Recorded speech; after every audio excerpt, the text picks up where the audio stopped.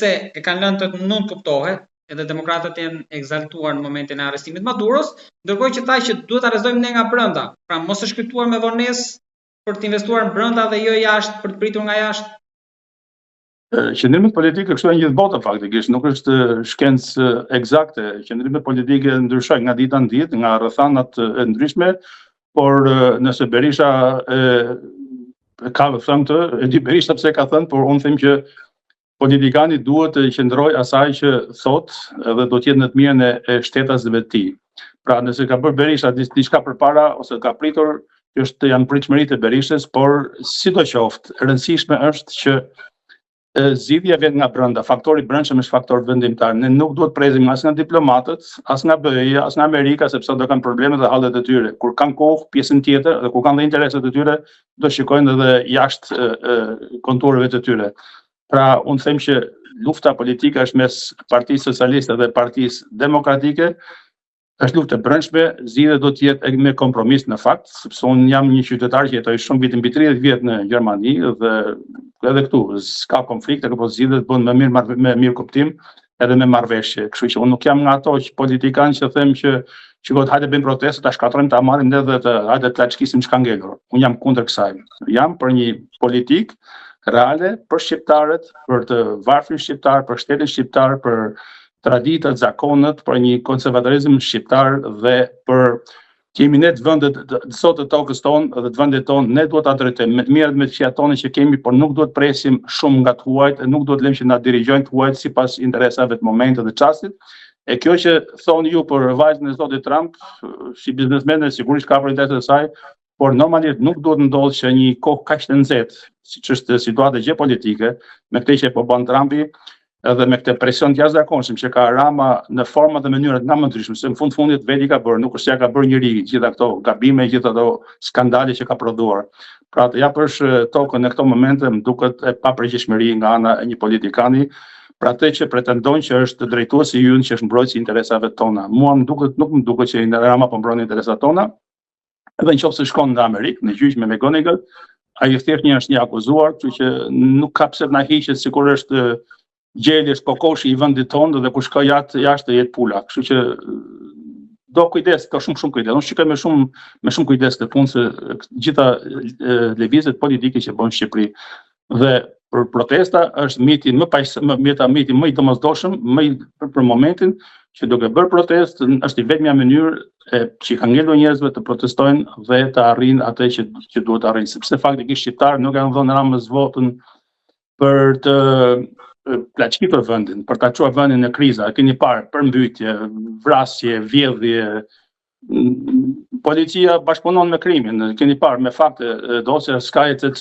Por ka dhe një problem tjetër që në gjithë këtë që ju thatë, problemi është që, okay, Rama nëse do marrin versionin që është i keqi, por a ka një alternativë përballë? Ndoshta pasojë e kësaj situate është pengmarrja që s'kemi një alternativë qartë. Për ju është alternativë e saktë edhe besueshme Partia Demokratike, sepse më shumë i ka vënë theksin denoncimit, sesa ndoshta për të sjellë një platformë, pra për të mos e konkuruar Ramën aty ku nuk e mund dot, po për të qenë ndryshe.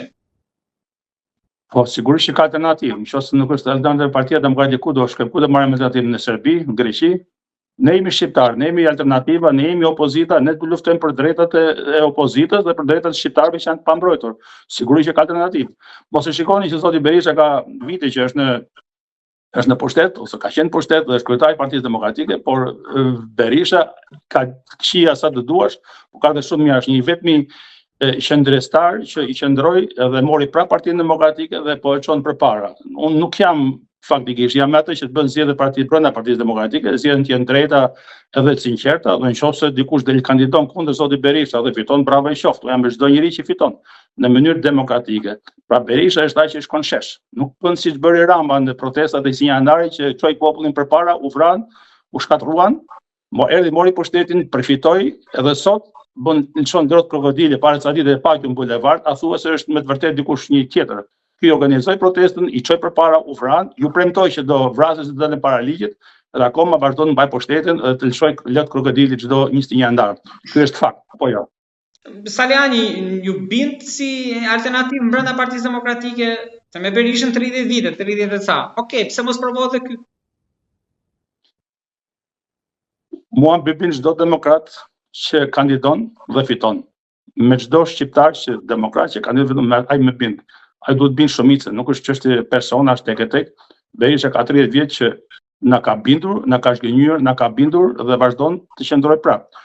Unë si student i dhjetorit, faktikisht Berisha ka qenë gjithë një nga pedagogët që drejtoi lëvizjen e dhjetorit, dhe ishte një nga ato burrë që i doli përpara. Doli mori përgjegjësi, mori krijoi Partinë Demokratike bashkë me të tjerët, sigurisht, nuk është vetëm çështja e rolit të individit, por Berisha e mbajti gjithë këto vite pushtetin, tregon që Berisha ka përvojë, ka shumë mira, ka 10 këshilla sigurisht si çdo politikan, por Berisha është një alternativë akoma të qëndroj, sepse është një burrë që qëndron, që fluturon nëntor, shkon deri në Brazil, fluturon shkon në Kongres, me këtë moshë ka kaq vital, kaq i fuqishëm, ka kaq eksperiencë, saqë edhe mund ta drejtoj. Unë nuk kuptoj faktikisht një farë alergjie që krijohet kundër Berishës, ngrihen investorët, edhe mediat investojnë shumë që të sëmojnë Berishën më shumë. Mua s'më intereson Berisha, mua më intereson që Partia Demokratike të vinë pushtet, që jeta shqiptarëve të përmirësohet, të rregullohet, që mos ikin çdo ditë 200.000 shqiptarë nga Shqipëria dhe çdo ditë paguhen 80.000 euro për një incinerator,